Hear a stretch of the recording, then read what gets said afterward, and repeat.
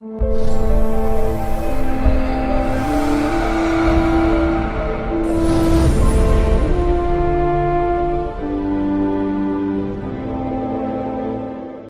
so first of all, let me introduce myself. I am Taylan Tunay. I will be serving as the translator of Mrs. Devi, who is my aunt next to me right here. Second, we are just making sure that the slide is working correctly. So we're just going to skip over everything quickly. And okay, this is it. The slides are working well. So as a live translator, I will now hand over the word to Mrs. Devi, and she's going to speak, and then I'm going to translate. We will try to be as quick as possible, since we have a limited amount of time due to the workshop in which we are in is going to close at within the next hour. So we're going to be quick with the presentation, and we will try our best to take as many questions as possible at the end. So I'm leaving it to Mrs. Devi, and I hope it's going to be a learning opportunity for all of us. Thank you so much. Teyzem sen de başlayabilirsin. Öncelikle Guru Purnima'da olmaktan gurur duyuyorum. Benim büyük gurum Geri Goms'a, sevgili Sanile ve sizlere bana bu imkanı verdiğiniz için çok teşekkürler. Türkiye'den hepinize sonsuz sevgiler ve gökyüzünün sizi desteklediği anlar diliyorum. First of all, I would like to thank Mr. Gary Gomes, my grand guru, as well as everybody else who is involved in the organization for the opportunity that you have given me to join you today with this presentation. And I salute you with all of my goodwill from Turkey, Istanbul. Thank you so much. Türkiye'nin doğum horoskobuyla, Türkiye'nin haritasıyla başlamak istiyorum. Türkiye 29 Ekim 1923 tarihinde Ankara'da saat 20.30'da Cumhuriyet'in ilanı üzerine kurulmuş, Batı astrolojisine göre Akrep Burcu olan, Çin Zodyağa göre Domuz Burcu ve Vedik astroloji sistemlerini birlikte değerlendirdiğim bir analiz sistemini gerçekleştirmek istiyorum. Çünkü ben... Birer cümle. Tekrar söyle ilk cümleyi. Türkiye'nin doğum haritası 29 Ekim 1923 Ankara'da saat 20.30'da Cumhuriyet'in ilanı üzerine kurulmuş. So Turkey was, as a republic, Turkey was established on the proclamation of the republic, which was on the 29th of October 1923 at 20:30 in the 20:30 p.m. specifically.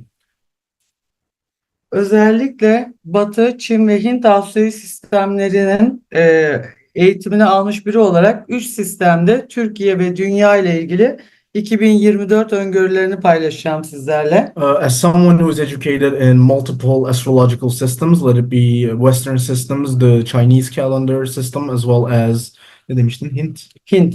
As well as the Indian framework of astrology, I will try to present a analytical framework that is comprised from the inputs of all three systems today. Batı astrolojisine göre, according to Western astrology, Türkiye'nin birinci transantal gezegeni Güneş'tir. The first transcendental planet of Turkey is the Sun, according to Western astrology. İkinci gezegeni ise Mars'tır. And the second planet is Mars. Güneş kişilik gelişiminde kahramanlık olgularını temsil eder. The Sun represents the character traits of heroism in terms of character development. Mars ise başarma yolunda rastlanacak mücadeleyi ortaya koyar. And Mars represents the sense of adventure that is encountered along the way to success for Turkey.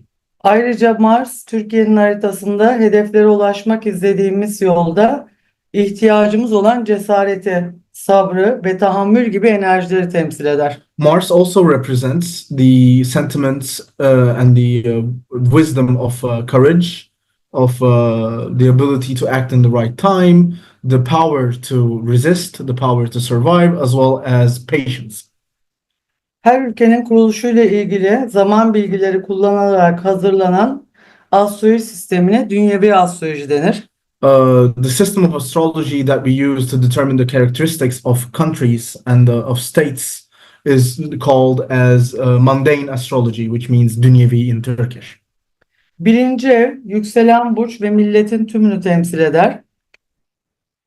Slaytlarda hangisi? İlk başlarda. Burada mıyız? Hı hı. Tamam. Ama dur, burada evler yazıyor. Evet. Buradayız. Okay. So the first. Okay. Oh, the slides are acting up. Sorry for the technical problem.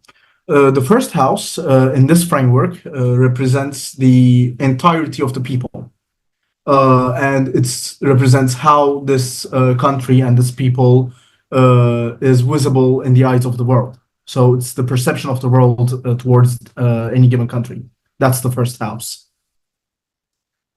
Devam edeyim mi? İkinci ev genel olarak ülke ekonomisine. The second house represents the general economical characteristics of the country. Üçüncü ev eğitim, kültür, bilim ve ülkenin komşularıyla ilişkilerini temsil eder. The third house represents the educational, cultural, communicational profile of the country, as well as its general relations with neighboring states. Dördüncü ev atalar, toprak, yerleşim ve tarımı temsil etmekte. The fourth house represents land, the way the people are settled in this land, ancestry, as well as agricultural practices and tendencies. Beşinci ev spor ve tüm eğlenceye bakış ve bu anlamdaki uygulamaları temsil etmekte. The fifth house represents the view and practice concerning sport activities, as well as entertainment in general, what the people like in terms of entertainment methods. Altıncı ev çalışma sınıfları, halk sağlığını, silahi güçleri ve sivil hizmetleri temsil eder. The sixth house represents the way the society is structured. So the working classes and other higher classes, if there is. It represents the overall public health, as well as the armed forces and civil services. Beşinci ev söyledik değil mi? 6'yı söyledik. Yedinci ev yabancı devlet konuları, savaşları ve bir milletin örflerini temsil eder. The seventh house tends to represent foreign affairs in the broader perspective. So whereas a previous house was representing the diplomatic relationships with neighboring countries, this house represents foreign affairs in general, in a broader spectrum. It also represents affairs concerning wars and conflicts, as well as the customs and the cultural rules that are prescribed by this people, by any given people. Sekizinci ev yabancı ülkelerle finans ilişkilerini. The eighth house represents financial relations with said foreign countries. Aynı zamanda halk güvenliği ve suçları da temsil etmekte. It also represents public security and criminality within the given state. Dokuzuncu ev kanun, felsefe, dini yaklaşımlar ve yaşam felsefesini bir ülkenin ortaya koyar. The ninth house tends to give us information regarding the state of laws, religion or religions practiced in the country, as well as the general state-specific and public philosophy that is being practiced by the people of the country. Onuncu ev devletin liderini, hükümeti. The 10th house represents the head of state, as well as the government that is currently in place in the given country. 11. ev parlamentoyu, mahalli idareleri. The 11th house goes down a bit deeper, as it represents the parliament, if there is one, as well as the structure of the local authorities. Ve devletin iyi ilişkilerini. It also represents the good relations of the state. 12. ev hapishaneleri. The 12th house, on the other hand, represents prisons, hastaneleri, gizli kuruluşları, hospitals, secret services and organizations, as well as aynı zamanda gizli düşmanları ve karşıt güçleri. As well as any opposition that is faced by the country that is being studied, let it be foreign, domestic, hidden, or in plain sight. Ülkeler astrolojisinde gezegenlerin temsil ettikleri kişiler ve alanlar oldukça farklıdır. In this framework of astrology, the mundane horoscope represents multiple and different aspects concerning the people, as well as the state itself, and it touches on many different fields of social and governmental life. Güneş başbakanı, yönetimdeki otoriteleri, ülkedeki kahramanları ve ulusal şampiyonları temsil eder. The sun tends to represent the prime minister as well as the governing authorities, let these be political or otherwise, as well as national heroes and national champions. What does national champions mean? It means the important people that have characterized themselves in the history of a country that is being studied by this framework of astrology. Ay halkı genel olarak kadınları, kalabalıkları temsil eder ve haritada ay yerleşimi toplumun neye odaklandığını gösterir. Ülkeler astrolojisinde bize. In terms of the astrology of states and countries, the moon represents the people in general, the public sentiment, and the overall public agenda that is being focused on in the country at the time of study, as well as the women of the country, how the women live, how the women think, and overall, as I said, public opinion, the way crowds tend to think and tend to act as well. Merkür medyayı, ticareti ve entelektüel kesimleri sembolize eder. Whereas Mercury tends to represent the media, the commerce circles, as well as the intellectual cadre, the intelligentsia of the given country. Venüs, kadınlarla ilgili alanları, doğumları, Venus, on the other hand, represents more specific domains concerning women, births, and as well as matters related to marriage and children. Evlilik ve çocuk kısmını söyledim. Ayrıca sanatkarlar, spor, It also includes in this representation the way and which arts are being practiced in the country, as well as barış ve diplomasiyi gösterir. as well as efforts towards peace and diplomacy are also revealed by Venus as a planet. Mars orduyu yönetir, askerleri. Mars represents and rules the army, the armed forces in general, and soldiers, sailors, anything you can think about defense is under the jurisdiction of Mars. Aynı zamanda denizcileri, savaşı, terörü. It represents also ongoing or upcoming wars and conflicts, as well as risks of terrorism in the given country. Ve karşıt görüşleri, ülkenin vereceği kayıpları da temsil etmektedir. And it also represents the intensity and the context of strikes, political dissent, opposition, political or otherwise, and other matters related to overall governance and defense relations or national security interests in the country.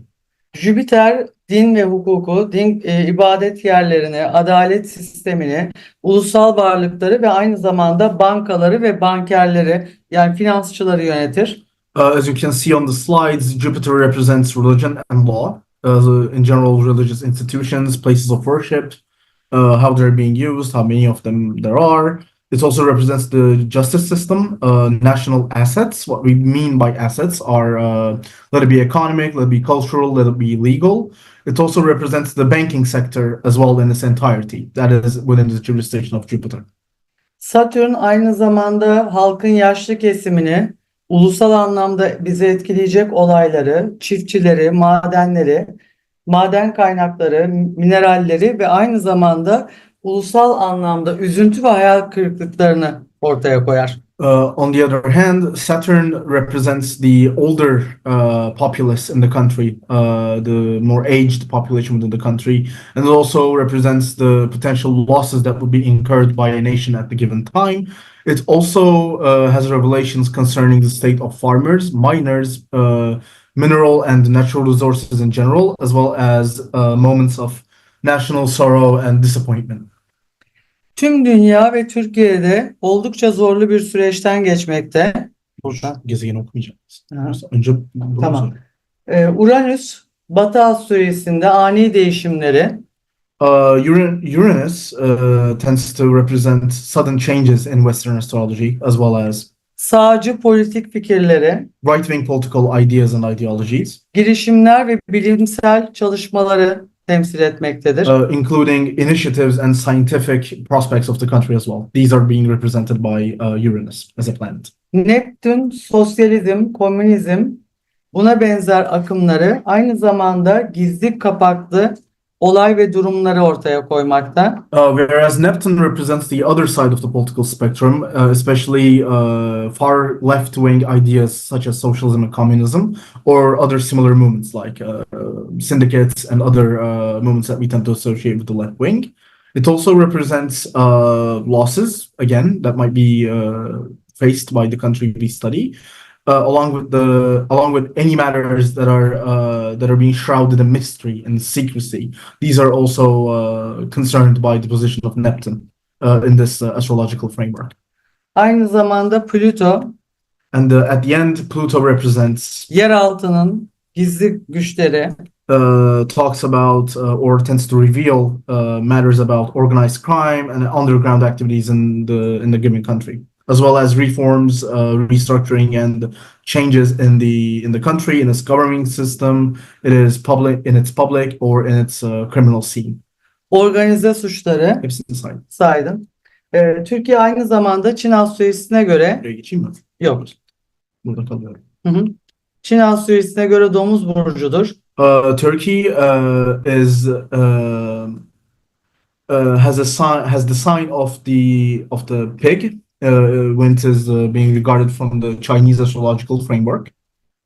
Bu yıl tüm dünyada ve ülkemizde en dikkat çeken olay ekonomik anlamda büyük sıkıntıların olması ve aynı zamanda Çin astrolojisine göre ejderha yılında olmamız, son derece büyük ekonomik olayları ve özellikle 6 Şubat 2023'te Tamam, dur, oraya Hı hı. kadar değil, biraz.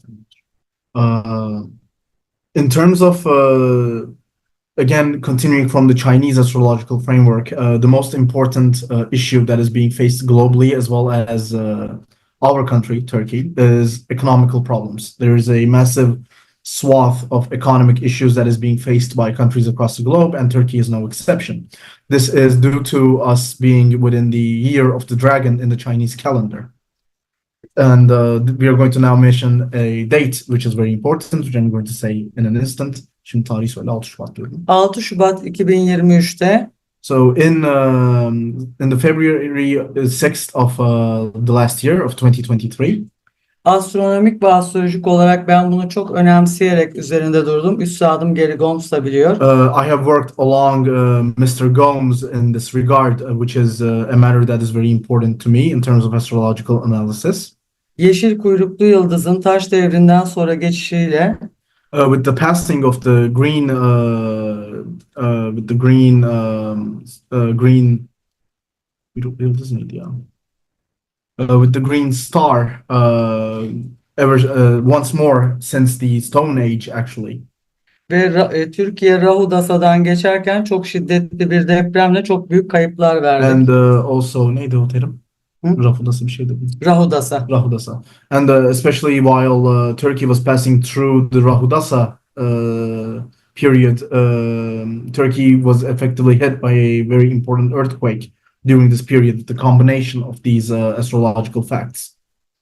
Ve bunu özellikle söylemek istiyorum. 5500 yıl öncesinde bir Sümer kil tableti üzerinde And I would also like to add the fact that 5,500 years ago, it was revealed on a Sumerian tablet that orada benzer bir geçişin olduğunu gösteriyordu ve ben bunu tüm astrolojik that a similar passing, a similar astrological event was previously spotted by this Sumerian astrological calendar that was discovered and was dated to be 5,500 years old, which I specifically insisted upon on my analysis.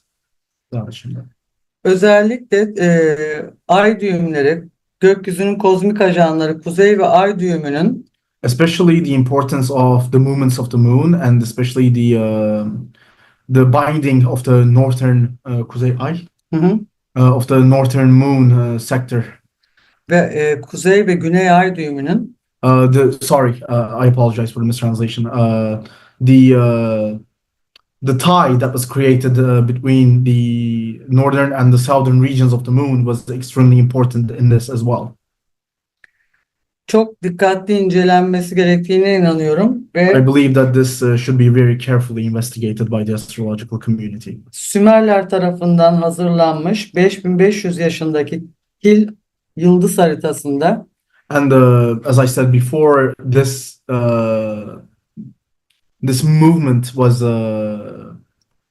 already observed by the previously mentioned Sumerian astrological calendar that we have been talking about. Apophis adı verilen asteroid And within this calendar, it was foretold and spotted that the asteroid named as Apophis 2036 yılında would would have a small percentage of crashing into the Earth at the year 2036, which is 12 years from now. bu dünyaya çarpabilir ve Burası büyük bir söyleyeyim. kıyamet işareti olarak değerlendirilmekte yazma eserlerdeki kâdim astrologlar tarafından. And the Sumerian astrologists believed that this impact could have been an apocalyptic event for our world. They believed that the impact could happen, and this impact would effectively be catastrophic on an apocalyptic scale for the Earth. Horoskoptaki ekliptik eksende yerleşen Plüto, Ketu, We can also say that Pluto, also called as Ketu, is positioned on the ecliptic radius on the horoscope. karşıt görünüm yapacak Satürn, Mars ve Rahu'yla It's going to oppose, it's going to show itself in opposition with Saturn, Mars, Rahu, with that grouping of three planets. Vedik astrolojiye göre bu dünya genelinde büyük kayıplara ve felaketlere neden olabilecek And this opposition is going to cause great sorrow as well as great troubles on the earth according to Vedic astrology. Bunu çok önemsiyorum. Bunun üzerinde de çalışmalarım devam edecek. This is very important to me. This event is very important to me, and my work is going to continue focusing on this opposition that we've been talking about. Ayrıca burada zararlı yerleşimlerin sabit burçlar Aslan ve Kova'da olması Also, the fact that the positionings are within the harmful positionings are contained within stable houses. That being the Lion House as well as Kova neydi İngilizce? Sagittarius. evet. And the Sagittarius. Hava burcunda faydalı gezegenlerin ikizlerde olması bence çok önemli bir işaret. And it's a very important sign that along with this, the positive planets are contained within an air horoscope, which is Gemini. Hello. Hello. Sorry. I think you need to move this present slide. Slide'ı değiştirmemiz gerekiyor. Bunlar bir yerde yazıyor mu? O slide ikinci kısımda yetiştiremedik erken aldığı için daha sonrasında gönderebiliriz. Yeah, now it's Sümerkil tabletiyle Okay. birlikte. The section about the Sumerian tablet is sadly not contained within our presentations due to time constraints, but we can send them to you later if need be, should you request. Arzu ederlerse yazılı olarak da iletirim kendisine. We can also send it in a written form, which is in Turkish, but it can be translated to English, should you request also. Okay. Ben bunu Thank bir meteor çarpmasından ziyade bir nükleer bomba etkisi yaratacak kadar güçlü bir enerji olarak değerlendiriyorum. According to my analysis, I believe that such an impact is more likely to be as powerful as a nuclear blast on the surface of the Earth. Özellikle 2024 yılının Oscar ödülünü kazanan Hollywood yapımı filmi izlemelerini tavsiye ediyorum herkese. It is my recommendation that everybody who's participating here should watch the movie Oppenheimer, which talks about nuclear bombs and their impact. I believe that that's a very eye-opening movie, also concerning our revelations that we're presenting to you in this presentation. Bu Türkiye için neden önemli sorusuna gelirsek, And the reason why this is very important for Turkey as well is Gazi Mustafa Kemal Atatürk'ün kuruluş tarihini çok bilinçli bir şekilde seçtiğini düşünüyorum. Çünkü Türkiye is that to me it makes it clear why Mustafa Kemal, the founder of Turkey, has selected this date for the foundation of the republic, I believe that it is it's a very intentional choice on his part that he founded Turkey on the 29th of September in 1923. Sorry, October, my mistake. Türkiye dünyadaki en önemli ve değer gören bir ülke olacak gelecekte. In the future, we can say that Turkey is going to be a very important player in the global scheme, and it's going to become even more of a how to put this, of a force to be reckoned with in the international scene. Excuse me. Bunu sadece 2024 döngüsü olarak söylemiyorum. 2036 özellikle dikkat çekici. And this also doesn't concern this year or the next year only. We can say that this development is going to happen within the period that leads us to the year 2036. Bir kere buzulların erimesiyle pek çok ülke with the melting of the ice caps, a lot of countries are going to face a lot of problems concerning access to water, to fresh water specifically.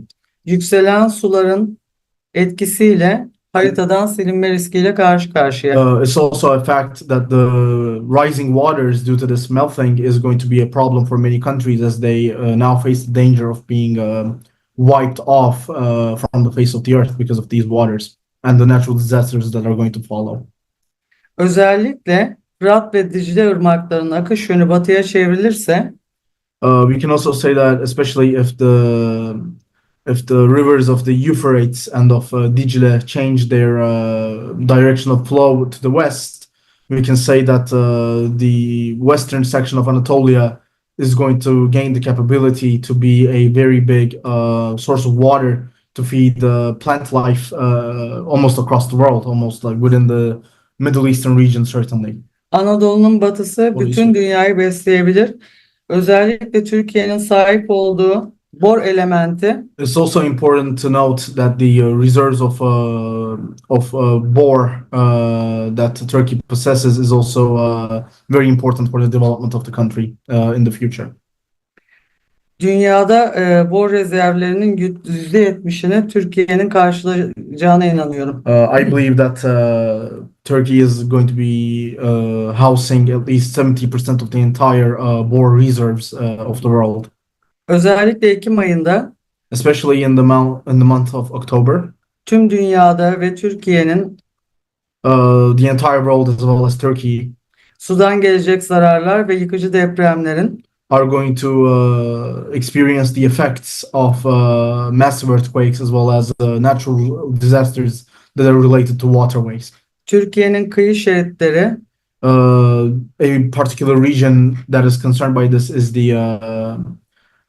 the coasts of Turkey. İç Anadolu bölgesinde astrokartografik etkiler and we are also going to observe astrocartographic effects across the Anatolian region in Turkey.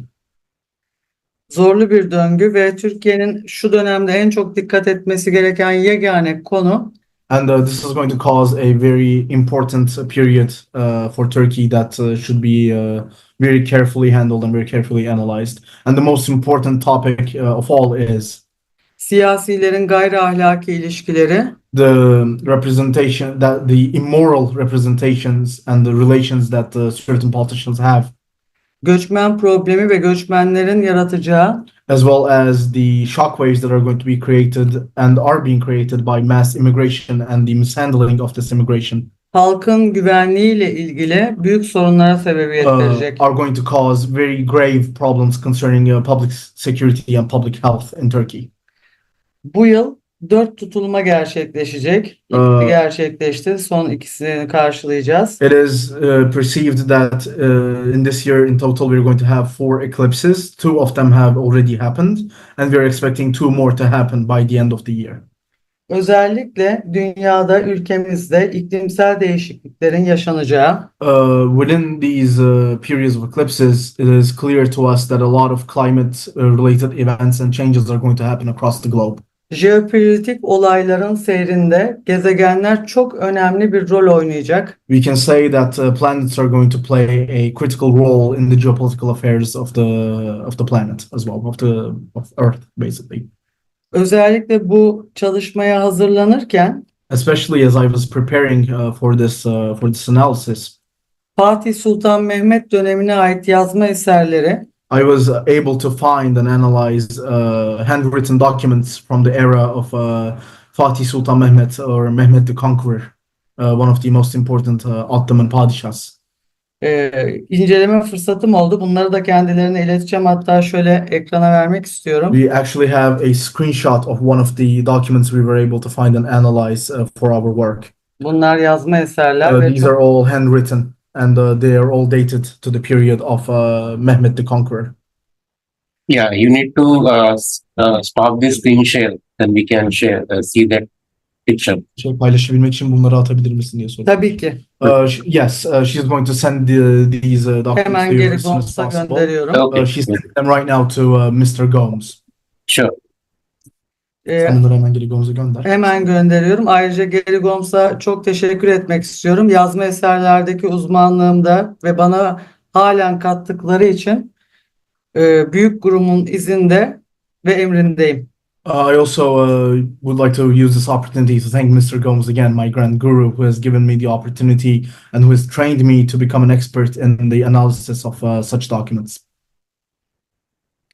Özellikle Especially, yılın ikinci yarısında hangi yıl bu? 25 mi? 2024'ün In the second half of the current year we are in, 2024, ay düğümlerinin geçişi ve Satürn'ün durağan seyrinin the ties that we have observed within the moon that we talked about, as well as the passing of Saturn, tüm dünyada ve ülkemizde 15 Kasım'a kadar is going to have very important effects until the 15th of November for both Turkey as well as other countries in the world. tüm dünya jeopolitik arenasında önemli dönüşümleri getireceğini düşünüyorum. Until this period, we are going to observe very important changes in the geopolitical scene globally. Uranüs, Neptün ve Plüton Uranus, Neptune, and Pluto also sırasıyla ikizler, Koç ve Kova burcunda geçişini göreceğiz. are going to pass through Gemini, Koç İngilizcesi, bilmiyorum. Aries.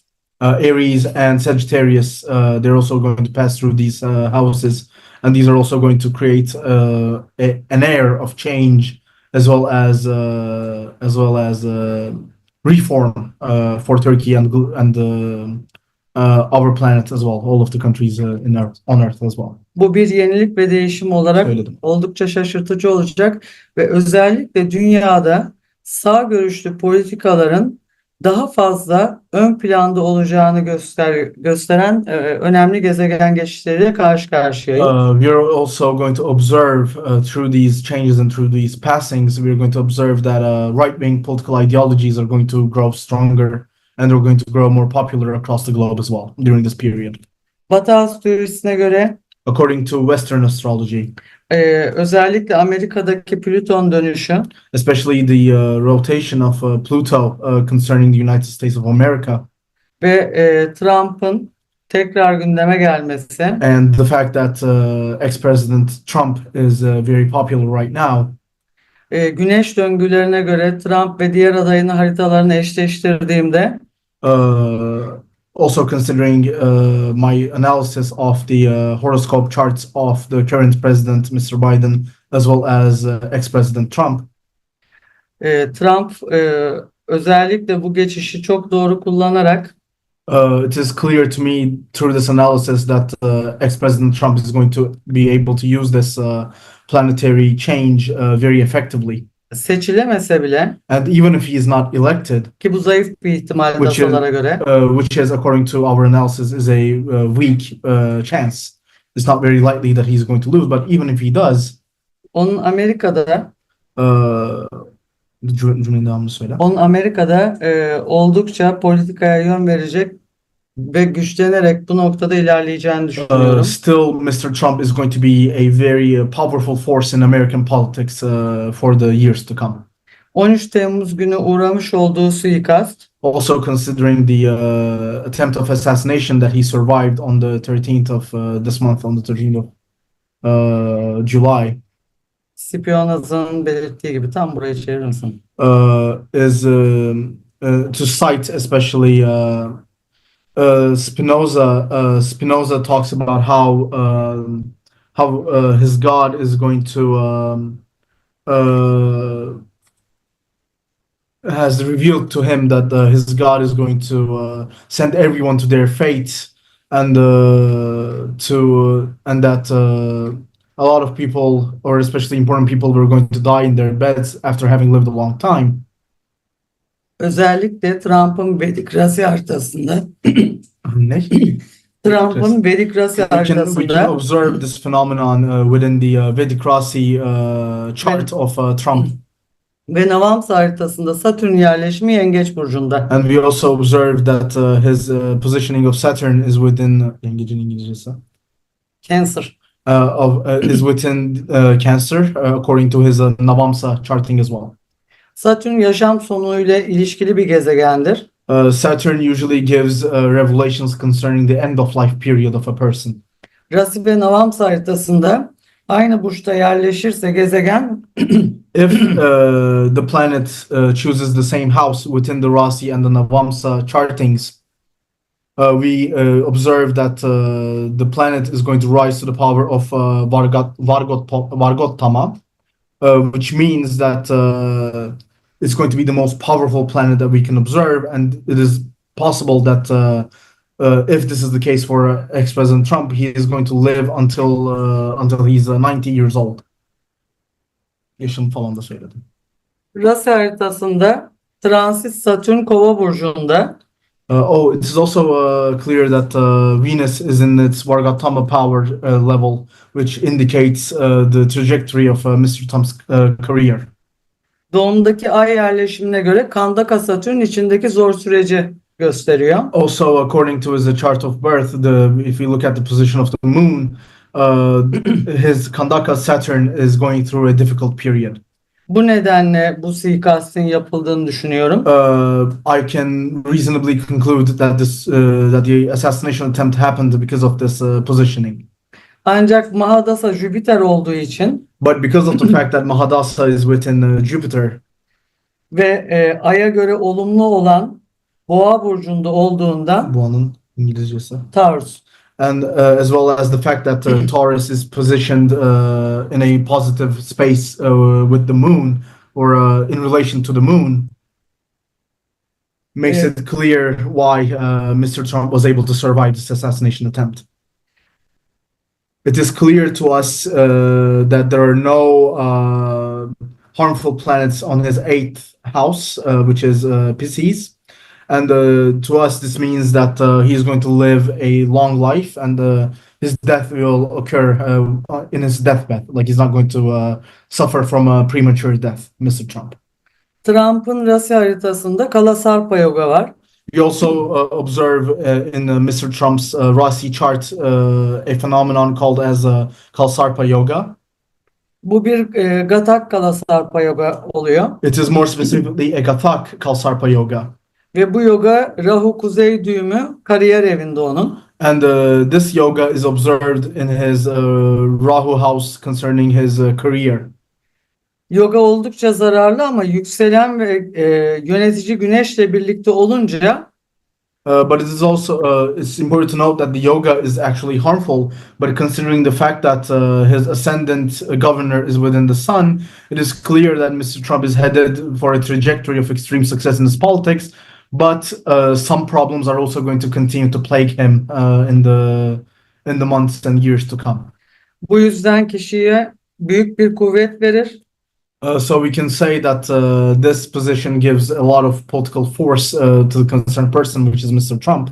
Kişiyi kazanma noktasında destekleyicidir. And it is very supportive in the chances of victory in the upcoming elections for Mr. Trump. Ama Trump'ın başı But even though Mr. Trump is going to be probably successful in his bid for re-election, his country, the United States of America, and the globe is going to be facing lots of challenges in the years to come. Ve Trump'ın haritası beni gerçekten çok etkiliyor. Bir diğer etkilendiğim lider de yine üstadım Gary Gomez haritasını inceleme şansı elde ettiğimiz Putin.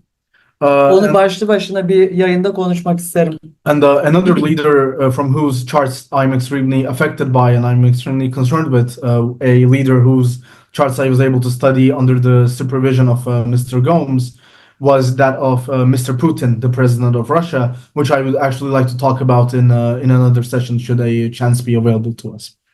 Yıl sonuna doğru, yılın ikinci yarısında In the second half of the year, uluslararası düzeyde hükümet değişiklikleri, we are going to observe many changes across multiple governments in the world, hatta dünya ülkeleri arasında and as well as multiple confrontations between different states, which might escalate towards potential invasions as well. işgale yönelik büyük gerilimlere tanıklık edebiliriz. Gökyüzünün kozmik ajanları, ay düğümleri, Ketu'nun bir toprak burcu olan Başak'ta yer alması. Başak'ın İngilizcesini söylemen lazım. Başak, bir dakika hemen söyleyeyim. Sen bak ona ya. Excuse me, can you show us Turkey's chart because this slide has been there for a very Chart istiyorlar ama chart var mı sende? Şu mu chart? this is the Hayır, chart. göndereceğim onu. We are going to Here you go. send the chart as soon as possible. You don't have the birth chart Zaman for yetişmediği için ekleyemedik. Ekleyerek ben kendilerine mail adreslerini gönderirlerse geri Goms'a da iletirim. Yarın ellerinde olur ve onun üzerinden giderler. Because of the time constraints we faced, we were not able to integrate the charts that we have been discussing into the presentation, but we are going to send them to you as soon as it is possible through your email addresses, as well as through Mr. Gomes. okay.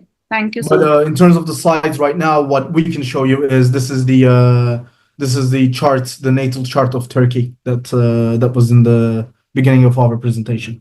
Özellikle Ketu'nun Başak'taki noktası ekonomik bozulma, doğa olayları, Especially the position of Ketu within the Başak neydi? Within the position Virgo. of Virgo is very important concerning economic developments, especially negative economic developments, as well as the happenstance of many natural disasters, such as, and most importantly, earthquakes. özellikle ekonomik bozulmalar, depremler, uluslararası deniz ticaretiyle ilgili skandallar, We're also going to experience scandals concerning international seafaring and naval trade. ve dünyada özellikle Batı dünyasında muhafazakarlığın artacağı, And we are also going to observe an increase of conservative ideologies and political opinions, especially in the Western Hemisphere. ve bunun yanı sıra medyaya dünya ülkelerinde yapılacak müdahaleler sonucu And we're also going to be confronting multiple attempts of infiltration towards many media outlets across the globe.